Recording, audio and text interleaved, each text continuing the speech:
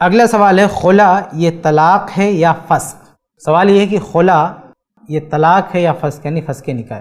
خلا یعنی جب عورت مطالبہ کرتی ہے شوہر سے کہ مجھے اپنے نکاح سے الگ کر دو، تو عورت کی طرف سے جو مطالبہ ہوتا ہے علیحدگی کا، تو یہ مطالبہ یہ طلاق مانا جائے گا یا فسخ نکاح مانا جائے گا؟ تو اس بارے میں بعض علماء کہتے ہیں کہ یہ بھی طلاق ہے، اور بعض علماء کہتے ہیں کہ یہ فسخ نکاح ہے، لیکن صحیح بات یہ ہے کہ یہ فسخ ہے۔ خلا یہ طلاق نہیں ہے بلکہ فسخ ہے۔ اس کی بہت ساری دلیلیں ہیں۔ مثال کے طور پر ایک دلیل یہی ہے کہ طلاق دینے کے بعد اس میں رجوع کا اختیار ہوتا ہے۔ ایک بندے نے اپنی بیوی کو طلاق دیا تو عدت کے بیچ میں وہ رجوع کر سکتا ہے، لیکن ایک عورت نے خلا لے لیا تو اب وہاں پہ رجوع نہیں ہے۔ یہ خود اس بات کی دلیل ہے کہ یہ طلاق نہیں ہے بلکہ فسخ نکاح ہے۔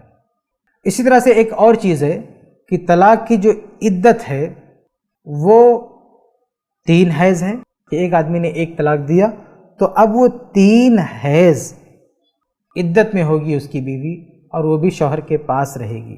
لیکن عورت نے خلا لے لیا ہے تو اس کے لیے 3 حیض کی عدت نہیں ہے، بلکہ اس کے لیے ایک الگ شکل کی عدت ہے، اور وہ بھی صرف 1 حیض کی عدت ہے۔ تو عدت کا بھی مسئلہ الگ ہے، رجوع کا مسئلہ الگ ہے۔ ایسے بہت سارے فرق ہیں طلاق اور خلا میں جو بتاتے ہیں کہ خلا یہ طلاق نہیں ہے بلکہ فسخ نکاح ہے۔ تو خلا یہ طلاق نہیں ہے بلکہ فسخ نکاح ہے۔ طلاق صرف آدمی کے ہاتھ میں ہے۔ آدمی جب بیوی کو خود سے الگ کرتا ہے تو اس کو طلاق کہتے ہیں، اور اس کا طریقہ الگ ہے، اور بیوی جب اپنے آپ کو الگ کرتی ہے تو اس کو خلا کہتے ہیں، اس کا طریقہ الگ ہے۔ خلا یہ طلاق نہیں ہے۔ اور یہ دونوں کے نام الگ الگ اس لیے ہیں کیونکہ آدمی کو بہت زیادہ پابند کیا گیا ہے، یعنی طلاق کو تھوڑا مشکل بنایا گیا ہے، کیونکہ آدمی کی طرف سے طلاق کے چانسز زیادہ ہیں، تو اس طلاق کے پروسیجر کو تھوڑا مشکل بنایا گیا ہے کہ جلدی سے طلاق نہ ہو، اس میں کافی سوچ بچار ہی کے طلاق ہو۔ لیکن عورت کی طرف سے ایسا زیادہ نہیں ہوتا ہے، اس لیے اس کو خلا کا آپشن دیا گیا ہے۔ دونوں طریقے سے میاں بیوی الگ ہو سکتے ہیں، لیکن طلاق کا جو طریقہ ہے، طلاق کا جو پروسیجر ہے وہ تھوڑا مشکل ہے، اور خلا کا جو پروسیجر ہے وہ آسان ہے۔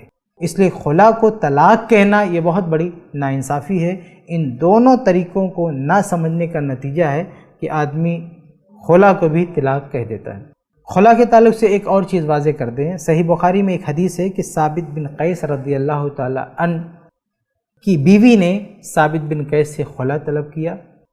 اس حدیث میں آپ دیکھیں کہ اللہ کے نبی صلی اللہ علیہ وسلم نے ان کی بیوی سے کہا کہ کیا تم مہر میں جو باغ وصول کی تھی اپنے شوہر سے، وہ باغ تم واپس کرنے کے لیے تیار ہے؟ تو ان کی بیوی نے کہا ہاں میں مہر واپس کر دیتی ہوں۔ تو اللہ کے نبی صلی اللہ علیہ وسلم نے ان کے شوہر سے کہا کہ یہ مہر قبول کر لو جو تم نے دیا تھا، اور اپنی بیوی کو طلقھا تطلیقۃ، اپنی بیوی کو چھوڑ دو۔ تو یہاں جو تطلیق کا لفظ ہے، طلاق کا لفظ ہے، اس سے کچھ لوگ کہتے ہیں کہ دیکھیے اللہ کے نبی صلی اللہ علیہ وسلم نے خلا کروایا اور شوہر سے کہا طلاق دینے کے لیے، اس لیے خلا کیا ہے؟ طلاق ہے۔ تو اس حدیث کا مطلب یہ ہے کہ یہاں پہ جو طلاق کا لفظ ہے وہ لغوی معنی میں ہے، وہ اصطلاحی معنی میں نہیں ہے۔ اصطلاحی جو طلاق ہے، شریعت کی اصطلاح میں جو طلاق ہے وہ الگ ہے۔ لغوی معنی میں طلاق کا مطلب ہوتا ہے چھوڑ دینا، آزاد کر دینا۔ ایسا نہیں کہ طلاق کا لفظ جہاں بھی آ جائے آپ اس کو کہہ دیں کہ بس وہ میاں بیوی والا جو طلاق ہے وہ، ایسا نہیں ہے۔ طلاق کے بہت سارے معنی ہوتے ہیں۔ تو یہ جو حدیث ہے ثابت بن قیس رضی اللہ تعالیٰ عنہ کی، کہ اس میں اللہ کے نبی صلی اللہ علیہ وسلم نے طلاق کا لفظ استعمال کیا، وہ جدا کرنے کے بارے میں، یعنی اللہ کے نبی صلی اللہ علیہ وسلم ثابت بن قیس سے کہہ رہے ہیں کہ تم مہر واپس لے لو اور اپنی بیوی کو جدا کر لو۔ بلکہ خود اسی حدیث میں اس بات کی دلیل موجود ہے کہ خلا یہ طلاق نہیں فسخ نکاح ہے۔ وہ کیا ہے؟ وہ یہ کہ اللہ کے نبی صلی اللہ علیہ وسلم اس معاملے میں، یعنی ثابت بن قیس رضی اللہ عنہ کے معاملے میں مہر کو واپس کروا رہے ہیں۔ یعنی ثابت بن قیس نے شادی کے وقت اپنی بیوی کو جو مہر دیا تھا، اللہ کے نبی صلی اللہ علیہ وسلم کیا فرما رہے ہیں کہ تم ان کی بیوی سے کہ تم یہ مہر اپنے شوہر کو واپس کرو۔ یہ مہر کا واپس کرنا خود اس بات کی دلیل ہے کہ یہ طلاق نہیں ہے بلکہ خلا ہے، اور خلا فسخ نکاح ہے، طلاق نہیں ہے۔ کیونکہ طلاق میں جب بندہ طلاق دیتا ہے، شوہر طلاق دیتا ہے، تو وہ مہر واپس نہیں کرتا ہے۔ بیوی کو طلاق بھی دیتا ہے لیکن مہر واپس نہیں کرتا ہے۔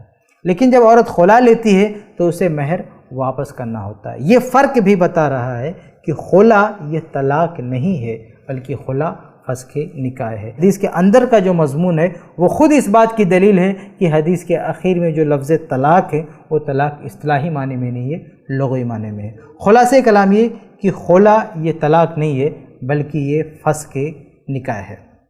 امید ہے کہ آپ کو جواب